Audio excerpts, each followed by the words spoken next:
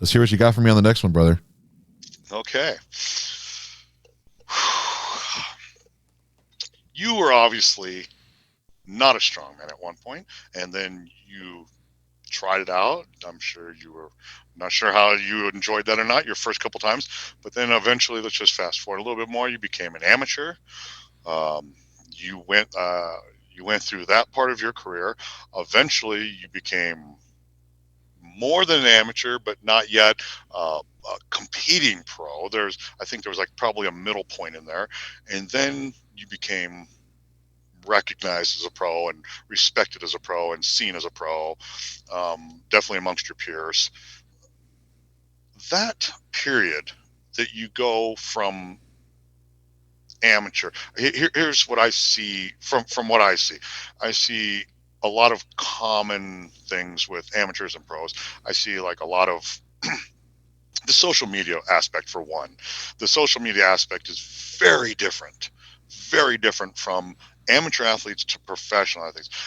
Amateurs, I see a lot more posting of like daily routines, daily things. Pros tend High level pros tend to not post so frequently exactly every move they're making, and it's probably calculated. They probably don't want everybody to see exactly what they're doing. um, I also see the interaction with people, um, the mindset, the level of training. What in your experience personally, when did you feel you actually made it? I mean, you were like, I'm here now. I'm no longer over here. I am here. I've earned my spot. I'm here. This is a couple layers here. When was that moment?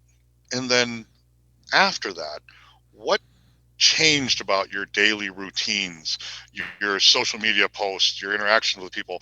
I'm sure along the way you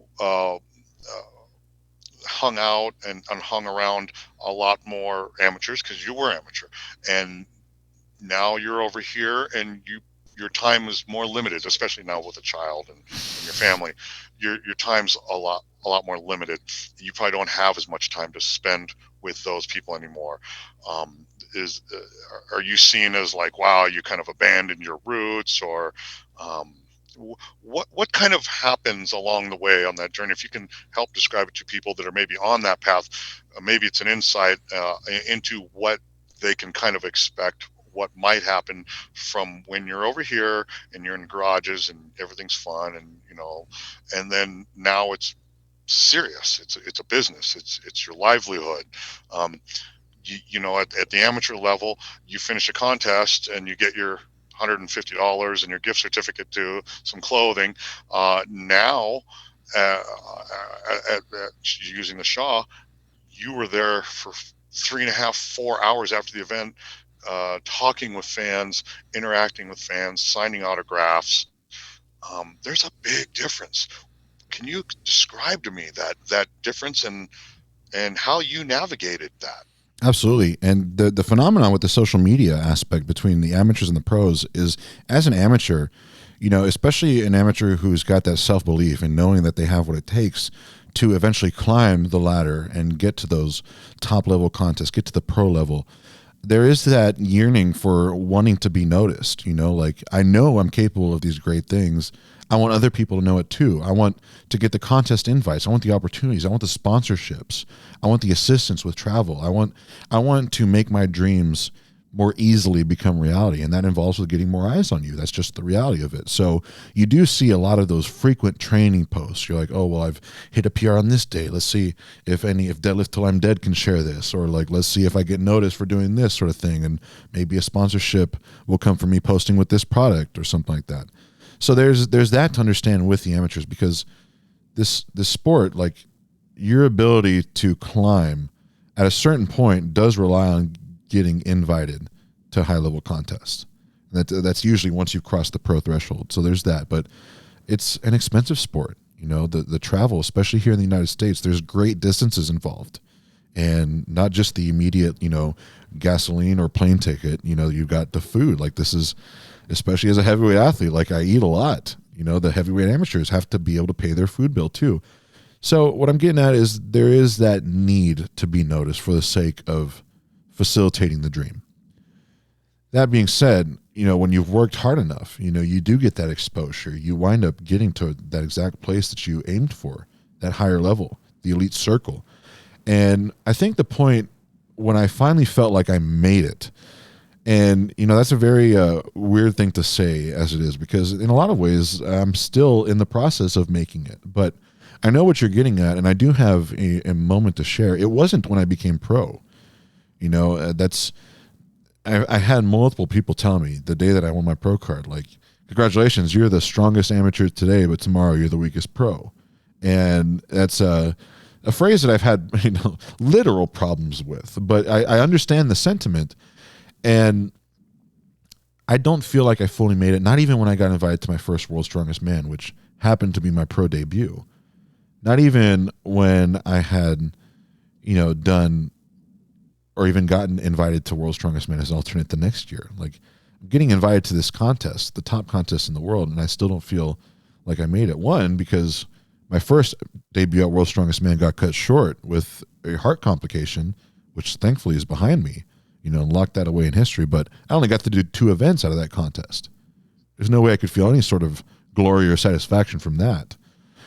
I think the moment I felt like I made it in a sense of belonging and knowing that I'm where I belong at the elite level was when I went to Giants Live Manchester last year, the World Deadlift Championships for 2021. And I pulled, that recent. And I pulled 1,000 pounds, joining the 1,000-pound club for the first time. And that was that conviction, like, hey, I had known from the moment that I had started down this path that the 1,000-pound deadlift was the holy grail in a lot of ways of proving like you are among the elite. At that point, when I pulled 1,000 pounds, there had been more people who had been on the moon than who had pulled 1,000 pounds. And that statistic, especially for a space nerd, is like, this is incredible. I've really proven to myself that I have something that the incredible, overwhelming majority of the world could never even dream of doing. So I felt like I made it in a lot of ways. But still, in that contest, I was plagued with knee injuries, and I wasn't able to perform to the full extent of the ability that I knew that I could. And even fast forward to a couple of weeks ago, to the 2022 Shaw Classic, that contest was still filled with plenty of personal moments that I got to rekindle that flame of belief in knowing that I'm where I belong, in knowing that I have what it takes to compete at the highest level of the sport. One, going head-to-head with Alexei Novikov, aiming for that world record Hummer tire deadlift. I mean, every single one of the other guys on that roster dropped like flies at one point or another. And even having to see Trey, Mitchell Hooper, Bobby Thompson, all of them fail at a lift to where it was just me and Alexei. I mean, after watching Alexei at World's Strongest Man this year, watching his incredible Flintstone lift, that 546 pounds that he put up overhead, I've always revered him as just one of the prime epitomes of the modern level of the pinnacle athlete for this sport. So to know that I could hold my own against him on that was reaffirming. But to finish off the contest with the Atlas Stones, an event where only 4 or 5 of us completed the entire stone run. And for me to complete it may not have been as fast as Trey O'Brien, but with pinpoint accuracy, every single stone, when other guys even my buddy Maxime could not finish the stone run. That was reaffirmation. Like, Gabe, you are where you belong. So I think to fully surmise my response to that, I think this path, especially with new talent coming in and out, is going to be full consistently of moments throughout each year where we have to reprove to ourselves that we are where we belong. But there is this level of knowing that we have been there, and to take confidence in the fact that I have had my foothold in this realm of elite strongman for a while, that I know this is my operating zone. And with that being said, I have to make conscientious efforts with how I do spend my time, because there's only 24 hours each day. My biggest job is caring for my wife and daughter. And when I'm doing other things that could take away from that, there has to be a very real value on that. So whether it's posting more on social media, answering every single comment that comes in on a post, falling short of having interactions with fans, mean, those are things I have to weigh against the greater priorities in my life, and the things that usually I have to weigh against how I also make my money to support myself too. It's these things that I was used to be able to do without regard for how often or frequently. I can't do as much anymore because there's more people with more eyes on me. There's more potential interactions. There's more cost, more value to every minute of my day now. And that does change progressively in the journey from amateur to pro. We ADL, not on anywhere near what you're talking about either, but ADL has a little bit of that growing pain right now. We started off with I don't know 40 amateur shows in our first year. I mean, it was some unreal number, way too many. Um, Once we kind of said that obviously that was enough money to lose, everything about that was very costly, which nobody on the outside understands. We don't post our earnings or things, our income or anything is like that.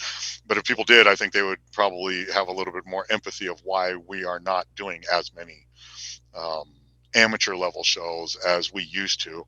We've had a couple comments, not super positive, that we had turned our back or something on the amateur sport or something. But we still keep our roots with big techs. We always will.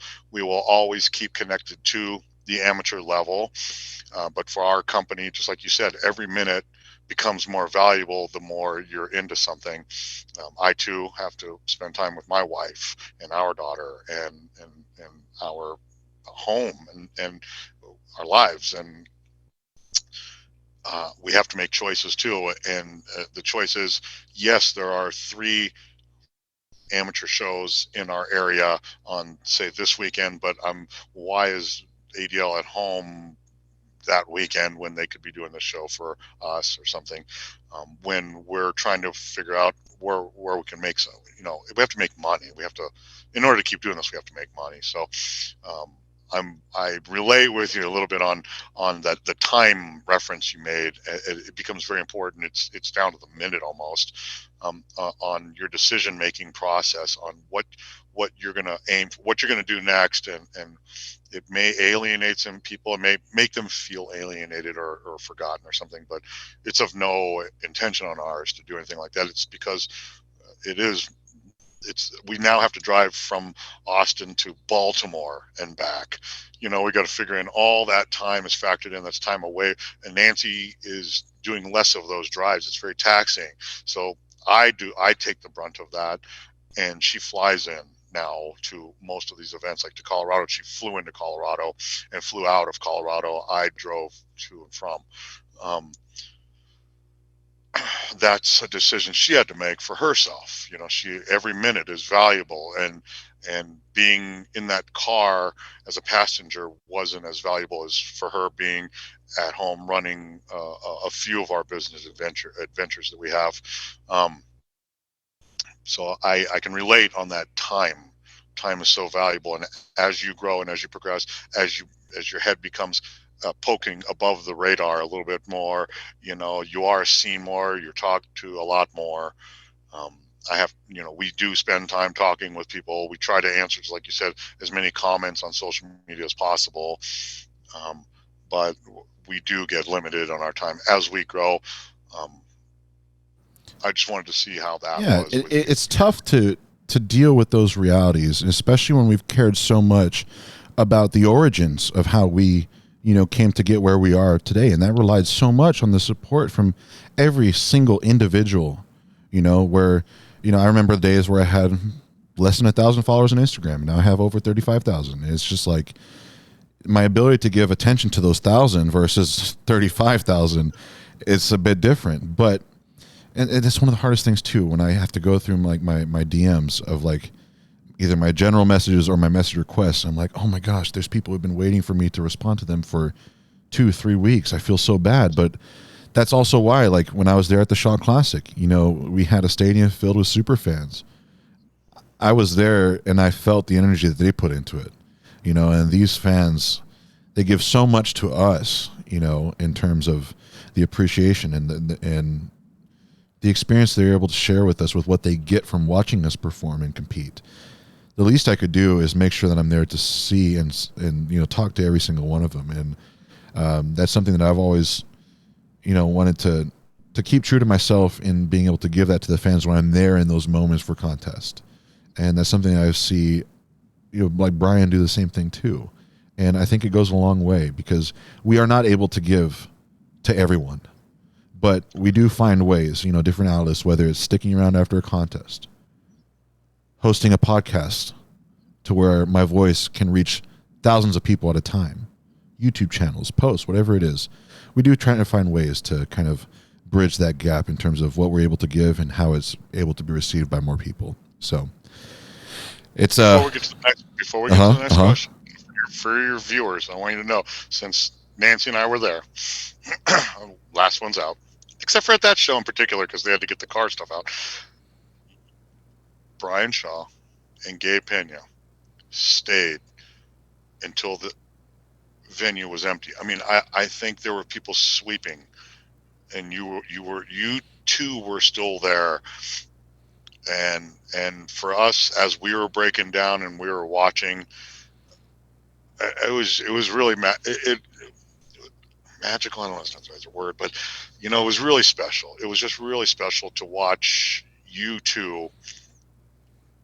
I mean, you guys have been hit by a freight train for 2 days straight. Yeah. I'm sure. I mean, I think at one point I heard over the comms, can somebody get Brian just a piece of cake or something? I think he needs something to eat. And then you and I were laughing about the dessert table. Like that was the first thing that was cleared out, but you guys gave everything to the point where you guys hadn't even eaten after a major event. You weren't hydrated. You weren't eating. You hadn't had the ability to yet. I mean, it was the turnover from the last event to the autograph session was so fast. So my hat's off to you. That was so special for you to do that, for all the athletes that did that, all of you that were there, I believe 16 or so. It was very special, but at the very end, when if you're there when ADL is there at the end of an event, you're there for a really long time, and you were there, and Brian was there, and there was still a line, and it was really special to watch you. I even watched you at one point. I think I was going around, and we're going around shooting a little outro video, and I literally watched you take the shirt off of your back and hand it to a super fan, as we're referring to him. You can hear it in the video. Did Gabe just give his shirt to somebody? I mean, it's that level of connection that you're striving to maintain and keep with your fans. No matter how high you go, travel in your journey, your strongman journey, you're still connecting to the point where you literally gave the shirt off of your back. That was special. It was a very special weekend for me. That was the most fun I've ever had at a contest, and it was largely had to do with the energy that the fans were putting out. So it seemed like a very little thing for me to do in return, is to just give a couple hours of my time and meet all these wonderful people who traveled such amazing distances to be there and cheer us on. I mean, it seemed like a small thing for me, and to know and see the smiles with how much it meant in all those fans, that makes it even more worthwhile. But I love it, man. Those meet and greets after the shows are always so much fun. And if I wake up the next morning with my voice fully intact, then I didn't do it right. I usually don't have a voice afterwards, but all right, on to the next one. You and I have spoken many times before on the subject as to why the UK seems to have a bigger strongman presence in terms of viewership. And I've also speculated on how they fill stadiums over in the UK, and they have well-run live streams, or at least for Giants Live to a certain extent. The Shaw Classic filled a stadium, and ADL supplied the live stream. How excited are you about the future that you are helping to pave, the future that we have talked about filling these stadiums here in the U.S. and bringing the live stream to every screen that wants to view it from sea to shining sea? How excited are you about that future that you're helping to pave, and what ambitions do you have leading the way for you in 2023? First of all, First and foremost, I want to say thank you, Gabe. That was people will never understand how we got there. I just want to say thank you. Um, You're very welcome, Don. It's been um, a beautiful journey, my friend. I know it's just still in its embarking phase. yeah, yes, it has. The the concept of filling stadiums here is so overwhelming. It's so big to me, and it's so attainable. It's right there. It's in our grasp, and I knew it. And then sh- Brian and Carrie, we connected with them. We flew up. We met with them, and they told us their vision of what we were sitting in an empty stadium. I mean, empty venue, Budweiser Event Center. It was empty, but we were standing like in the middle of right where you were competing. We were standing in the middle, completely empty, and just to hear his visions, both of their Brian and Carrie, to hear their visions of what this is going to look like. I had goosebumps. I was like, wow, this is actually happening. I mean, there's actually going to be a filled stadium here, right here in North America. Colorado, beautiful, beautiful Colorado, beautiful venue. And they Brian just went, we're going to fill all these seats right here. Here's the curtain where it stops. And we've, uh, and I could just, I was visualizing it.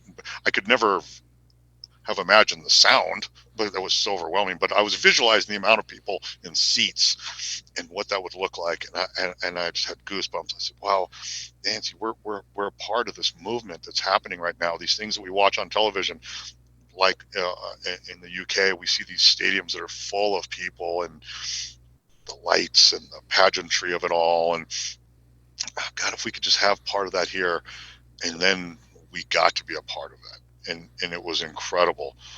Um, what I'm seeing now is this awakening, if you will.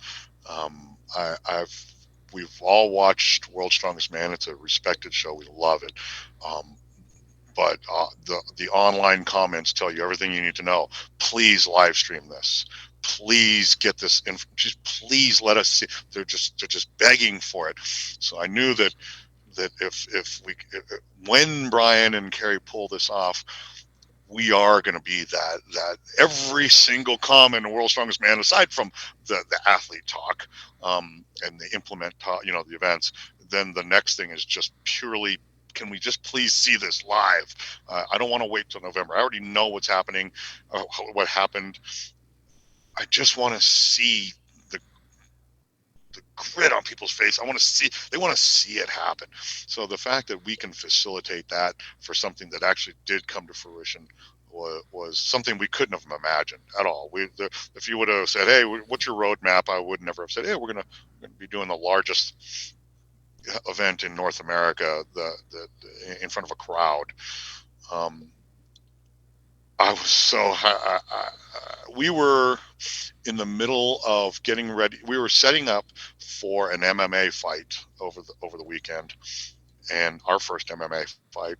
And all of a sudden, I have to check Instagram and Facebook all the time just for comments about us and when's the live streamer thing. Anyways, I flipped over and the first tile that came up was Shaw 2023. I just we were talking about earlier, clear the mechanism. Like the room, there was an MMA fight getting ready to happen. It was just a room full of people and fire, pyro, and everything going on, and it just shut off. I didn't hear a single thing. I just saw this tile, and I was like, "It's gonna be bigger. It's gonna be louder. It's gonna be there's. We're gonna. I mean, I couldn't even have imagined how many people would watch that live stream. We're gonna have more. There's gonna be more people. Not only is the Shaw team pushing the ceiling. I mean, pushing the ceiling of how far this can be taken. But we have to match that, Nancy. We have to match that. How do we match the growth of what I know? They came out with the leg car press. What is he going to do next? I mean, what, and how big is that? The comments on the Shaw Classic threads have been, we are now going to make this part. My husband and wife are going to make this part of our anniversary every year. We are going to this. We have. We were reading comments, and people are matching up. Hey, I met you at the show. Are you going to be there again? Yeah, let's do a group thing. I mean, people are planning. They're planning for a year in advance. They're I think there were just so three excited. proposals there also. You know, Oh my God, the proposals were awesome. People are planning to propose on this stage. So the future is so wide open. I want to say it's so wide open, but it's so laser focused at the same time. If that makes any sense, that the direction is bigger, better, stronger, more entertainment. Since we're behind the scenes a little bit, ADL is. We got to watch the planning of everything that was going to happen with you, the athlete, probably before you even knew it. Your schedules and the things you were going to be handed, and um, all these things. More. There's just going to be more. It's going to be bigger. ADL needs to keep up with that. So on our side, we are already preparing technically how to display, how to share this experience with the viewers around the world. I mean, this is definitely it, real quick. Uh, in the middle, in the middle of everything that was happening at Shaw, right? Nancy receives this one comment, and she takes her phone and puts it to me and says, "You need to read this." And it was somebody saying, "Hey, your tagline is America's Strongest Athletes on America's Strongest Live Stream. I think you need to change this now. You're now an international company. You need to change this to the world's strongest athletes." I almost cried. I had somebody telling me, essentially, you broke the barrier. You're now international. in I'm less than watching two you from a years. whole different, In but less in than two less than years. 2 years. I'm watching you from a different country right now. I'm watching our athletes that came from our country in your country now. You no longer can say you're America's strongest life, and you're the world's the world's strongest athletes are on America's strongest life. So we're actually in the middle of changing our tagline just because of this one person. But we are already working technically behind the scenes of what we're going to do to match the Shaws. They're bigger than life when it comes to the preparation of this event. We're doing. Um, I can share with you a couple small things. We're going to be working closer with our with JVC and Bird Dog, our camera manufacturers, for tracking systems. All of our robots will be able to track athletes and watch them, follow them around. The viewer is going to be able to see a lot more instead of us cutting to one or two. We're going to be able to show a lot more multi-screen stuff.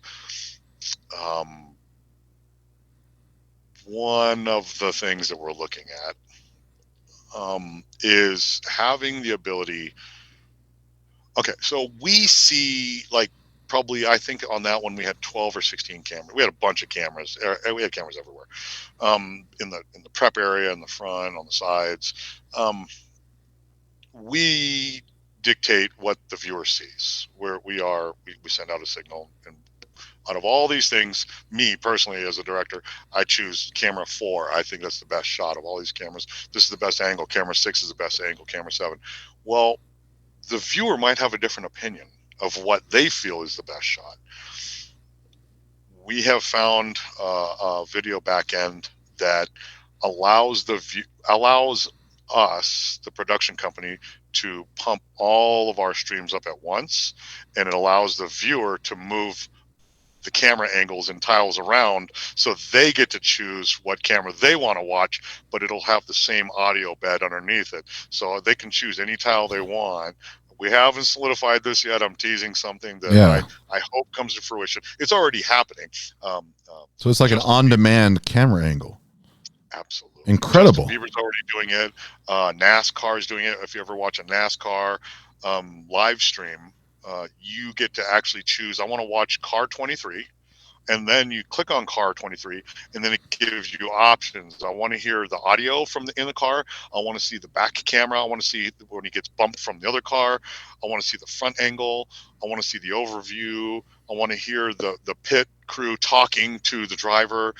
The experience is so overwhelming. I implore everybody to go watch. I'm not even a NASCAR fan by any stretch. Cars going in circles, yeah, I don't. I still don't get it to this day.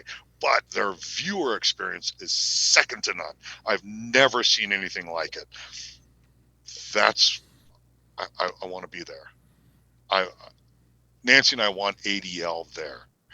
Um, we haven't had the stage or the show big enough for us to make that leap to say that we can afford to do that, or we have the viewers that would support. You know, we just didn't have that many viewers until we hit the Shaw Classic, and now I think it's ready. We're working with them right now. We're already in communications with them. We're trying to figure out the details on how all that works. But that's just one thing that we are preparing for on the back end to try to match what the Shaws are doing in North America. Now I'm sort of talking very specific about an event. Let's bring this bigger now.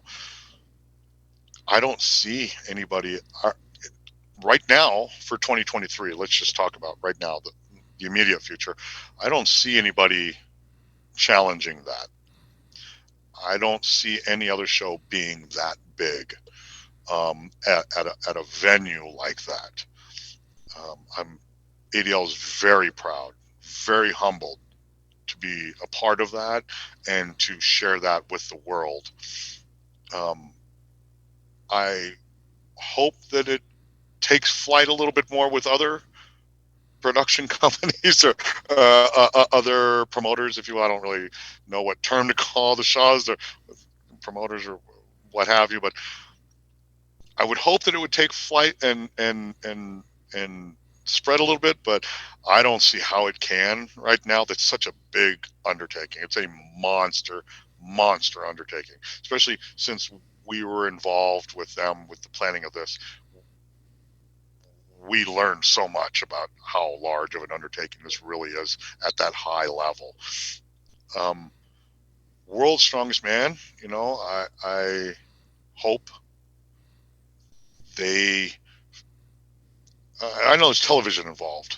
I've been in television, so I understand the contracts involved. I understand why they're doing what they're doing, but the viewers are There's a certain pushing. point where if you stop listening to the viewers, or if you ignore them for too long, and someone else comes and does what the viewers are demanding, you're going to lose those viewers.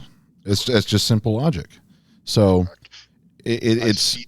it's one I see thing that where, happen. yeah, it's one thing where if World's Strongest Man doesn't jump onto it, there will very much be a reality in the future where it gets dwarfed as a circus show of the past that just would not evolve.